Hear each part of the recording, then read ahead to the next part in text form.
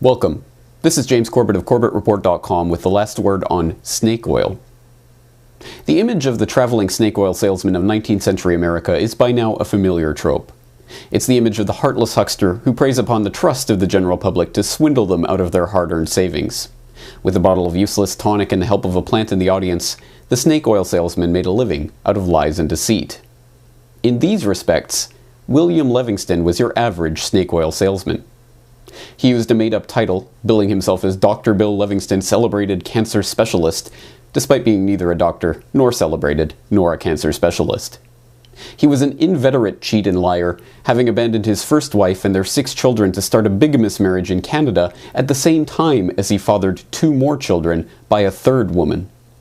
And, like every snake oil salesman, he had a cure-all tonic to hawk. He called it rock oil and charged $25 a bottle for it, equivalent at the time to 2 months' salary for the average American worker. Claiming it could cure all but the most terminal cancers, there were always desperate souls in every town who could be duped into buying a bottle. As near as anyone can tell, rock oil was in fact just a mixture of laxative and petroleum, and had no effect whatsoever on the cancer of the poor townsfolk he conned into buying it. But Dr. Bill didn't have to worry about the consequences when his customers discovered they'd been had. He never stayed in any one place for very long. Yes, in almost every respect, William Levingston was your run-of-the-mill snake oil huckster, someone who had no compunction about preying on the weak and the innocent in his pursuit of wealth and power. There was one thing that set him apart, however. His name was not, in fact, Levingston. That was an identity he had assumed after being indicted for raping a girl in Cayuga in 1849. His actual name was William Avery Rockefeller, and he was the father of John D. Rockefeller, founder of the infamous Rockefeller dynasty. The official histories of the Rockefeller family, many commissioned or approved by the Rockefellers themselves, or produced by public television stations owned and managed by family members, downplay the significance of the dynasty's snake oil lineage. John D., they claim, was the opposite of his father: pious and industrious, where his father had been wayward and lazy; philanthropic and generous, where his father had been selfish and greedy. In reality, the apple didn't fall far from the tree, and John D. learnt a lot from his father. Devil Bill, as the celebrated Dr. Bill Levingston was also known, once bragged that, "I cheat my boys every chance I get. I want to make 'em sharp." The young Rockefeller learnt his lesson well, and by all accounts John was smart, shrewd, and possessed of a maturity beyond his years. From his father's example he learned how to lie, how to cheat, and how to get away with it, traits that served him well as he rose to become one of the richest men the world has ever known. Like his father, John Davison Rockefeller made his fortune by hawking another type of snake oil. In the early 1860s, he built an oil refinery with some business partners in Cleveland. By 1880, Standard Oil was refining 90% of the oil in America, rising on the back of John D.'s deceit, backstabbing, and secret deals with the railroad tycoons. With the acute business acumen of a born-and-bred snake oil salesman, Rockefeller became unimaginably wealthy by exerting ruthless control over the oil industry. In those early days, however, oil was refined mainly into kerosene for lighting fuel. It was ubiquitous and a profitable industry to monopolize, but it was hardly central to American society. Indeed, the invention of the light bulb in 1878 and its introduction to American homes threatened the industry itself. It was only the invention and mass production of the horseless carriage, powered by an internal combustion engine running on gasoline, that made oil into the backbone of American society, and the snake oil of the 20th century. In many ways, the United in the USA was still more an ideal than a reality at the dawn of the 20th century.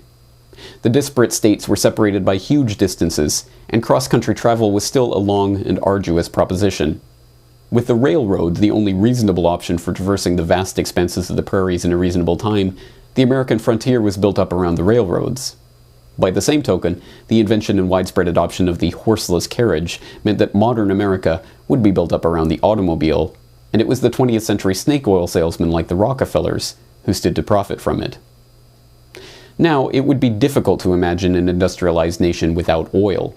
We drive cars burning fuels derived from oil, running on tires derived from oil, to go to the store to buy plastic goods derived from oil in plastic packaging derived from oil.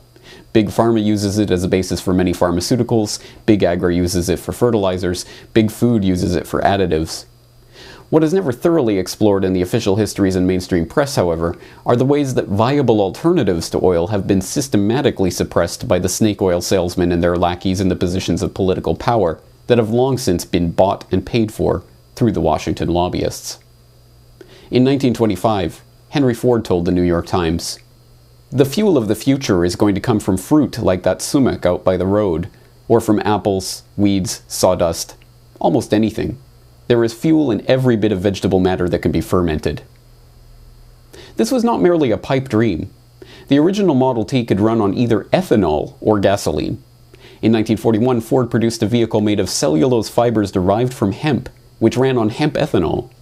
The dream of an agrarian revival and an alternative to petroleum, however, was soon squelched by the snake oil salesmen, and gasoline became the de facto standard, preserving the mind-boggling fortunes of the oil barons.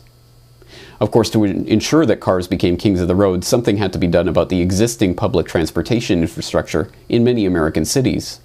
A consortium of GM, Firestone Tire, and Phillips Petroleum, with Rockefeller's Standard Oil of California at the helm, formed a joint company to buy up and dismantle the functioning trolley systems of 45 cities, including New York, Detroit, St. Louis, and Los Angeles. Similarly, the dream of the electric car was dashed upon the shores of the petroleum industry, and the vast resources it was able to expend in suppressing its competition. At the turn of the 20th century, it seemed much more likely that electric cars would be the wave of the future. They accounted for 28% of the cars in the United States in 1900. They required no gear shifting or hand cranking, and had none of the vibration, smell, or noise associated with gasoline-powered cars, and they were relatively affordable. The greater range of gas-powered cars, the discovery of cheap and abundant Texas crude, and the mass production of combustion engine vehicles, however, conspired to make sure that the electric car, and the independence from the oil industry that it afforded, would never become the standard. Experiments promising to find revolutionary alternative energy sources, too, have been ridiculed or ignored or bought off by the military and suppressed, because the current paradigm of a society structured around the use of a resource that is difficult to acquire is exactly what is needed to keep the people hooked on the system itself. That is the sinister turn of the modern snake oil salesman. They not only try to sell us their phony cures for our cancers, they give us the cancer itself. The cancer of complete dependence on their system, their resources, their corporations. This is the trick by which John D. and the Rockefeller dynasty, and all of their ilk, have transformed themselves from two-bit peddlers of phony cure-alls to multi-trillionaire controllers of our economic reality. William Avery Rockefeller would no doubt approve of the stain his legacy has left on our society. But there is something that the modern-day snake oil peddlers, the banksters and the oilmen and the multinationals and the globalists and their lackeys in political power, live in constant fear of. It is the same fear that has gripped the heart of every snake oil salesman. The fear that the public will realize that their tonic is useless and their whole show is just a staged act, and the people run them out of town. For the Corbett Report in Western Japan, I am James Corbett.